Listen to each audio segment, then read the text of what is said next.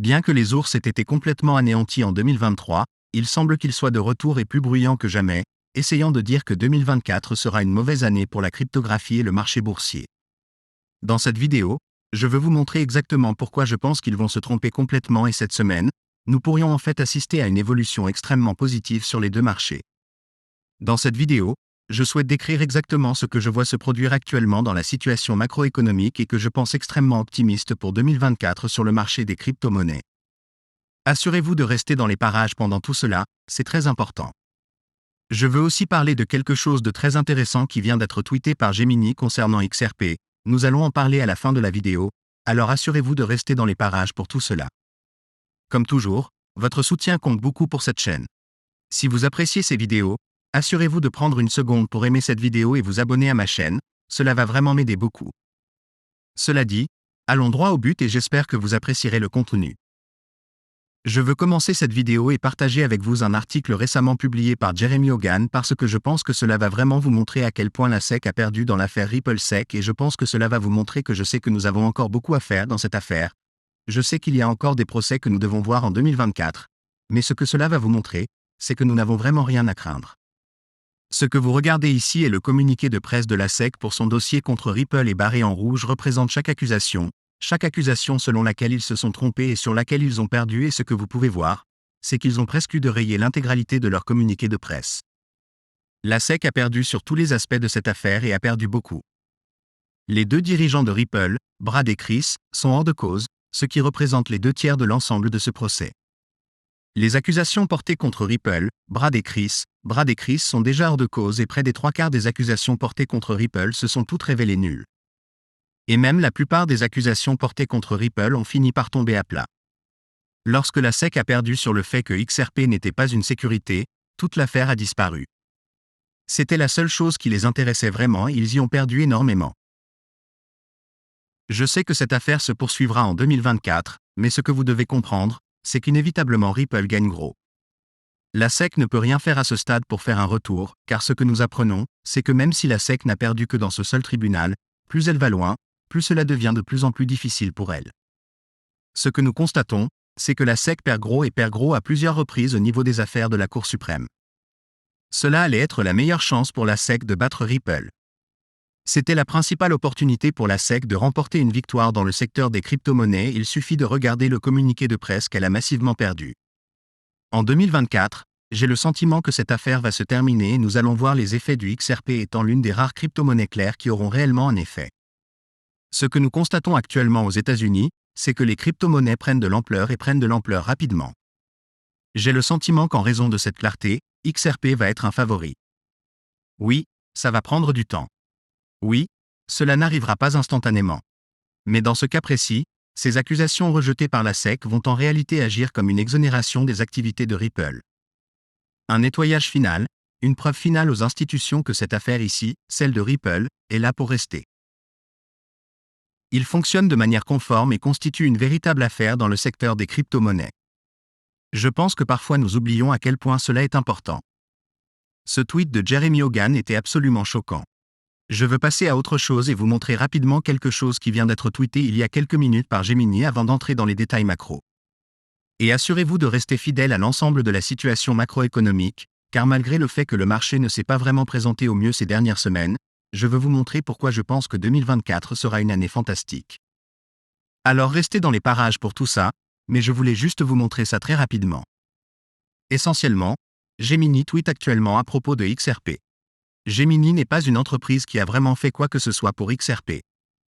C'est donc très excitant pour moi ou très intéressant pour moi qu'ils tweetent « N'oubliez pas XRP », enthousiasmé par l'arrivée prochaine de XRP.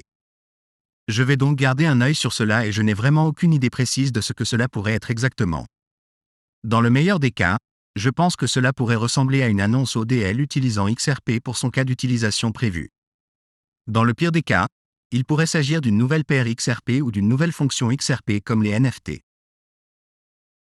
Nous devrons attendre et voir exactement ce que Gemini a stocké, mais la principale raison pour laquelle je voulais juste attirer votre attention sur cela est parce que c'est l'effet de la victoire de Ripple sur la SEC.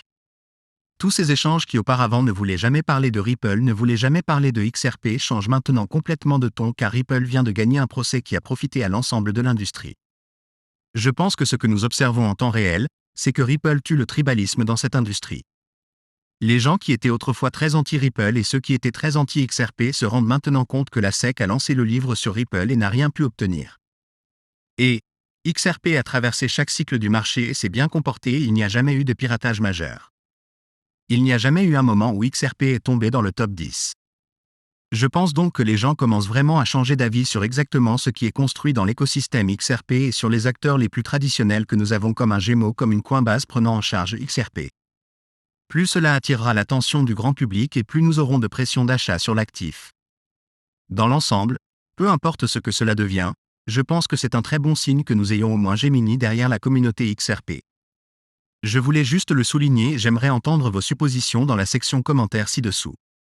Je veux terminer cette vidéo et expliquer exactement pourquoi je suis si optimiste à l'égard de 2024, car tout au long de 2023, il semblait que tout le monde était baissier, tout le monde était catastrophique et j'étais en quelque sorte en train de frapper la table en disant que vous savez ce qui va se passer. Allez mieux. Les choses ne sont pas aussi mauvaises que les gens le pensent et je pense vraiment que nous allons assister à une forte reprise des marchés et c'est exactement ce que nous avons vu. Nous avons vu le SAMP, page 500 passer d'une baisse de 30% à un retour à des sommets historiques et nous avons vu des choses comme Bitcoin passer de 13 000 à 40 000 XRP, de 30 100 à 60 100. Il y a une énorme reprise sur le marché des crypto-monnaies après toutes les fraudes et une énorme reprise sur le marché boursier après que la Réserve fédérale a augmenté les taux d'intérêt à un rythme record. Mais maintenant, beaucoup de ces mêmes personnes observent un déclin de ces marchés en 2024 et se disent « Ok, c'est le sommet, maintenant il est temps pour le grand crack ». Je veux expliquer exactement pourquoi je pense que ces gens ont tort. L'un des plus grands récits que je vois actuellement diffusés par les ours est simplement une campagne de peur. Ils recherchent chaque jour un nouveau catalyseur baissier qui serait la raison pour laquelle nous avons un signe noir. La raison pour laquelle nous avons quelque chose de catastrophique dans l'économie. Mais pour moi, je ne vois tout simplement pas cet événement dans un avenir proche. Nous avons constamment vu les ours dire que le gouvernement américain allait faire défaut. Oh, les élections vont apporter tous ces nouveaux catalyseurs. Oh, il va y avoir une guerre. Oh, l'inflation va remonter. Oh, la Réserve fédérale va augmenter ses taux à 20%. Mais les gars, rien de tout cela n'est arrivé. En fait, le plus gros problème de l'économie au cours des 2 dernières années a été l'inflation qui atteint des sommets et ce que nous constatons, c'est que l'inflation chute d'une falaise. L'inflation est actuellement rapportée à 1,85%. L'objectif de la Réserve fédérale est de 2%. Ainsi, à l'heure actuelle, les taux d'intérêt sont inférieurs à l'objectif de la Réserve fédérale. Ce qui signifie que la Réserve fédérale, dans le cadre de son mandat, doit assouplir sa politique. La raison pour laquelle nous avons eu un si gros crack sur les marchés de la cryptographie et des actions il y a environ un an était que la Réserve fédérale augmentait les taux à un rythme record. Et cela parce que l'inflation était de 8%.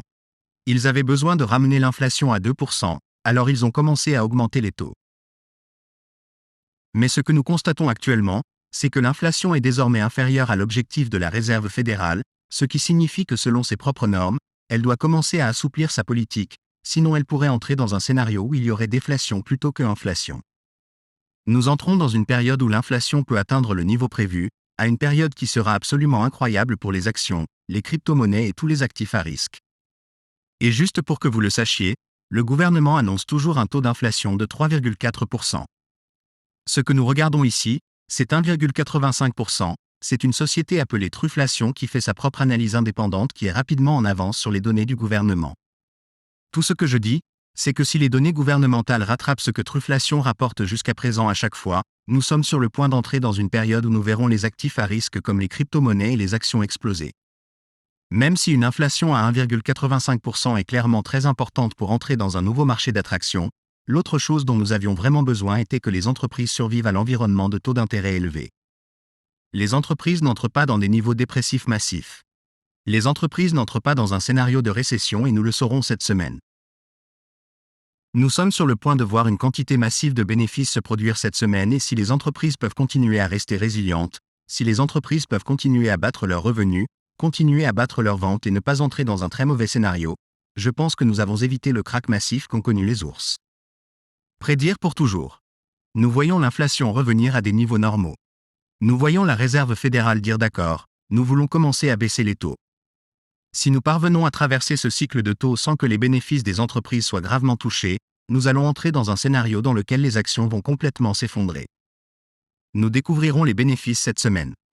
Si les bénéfices sont bons, laissez-moi vous dire que je pense que le marché haussier en 2024 sera absolument énorme.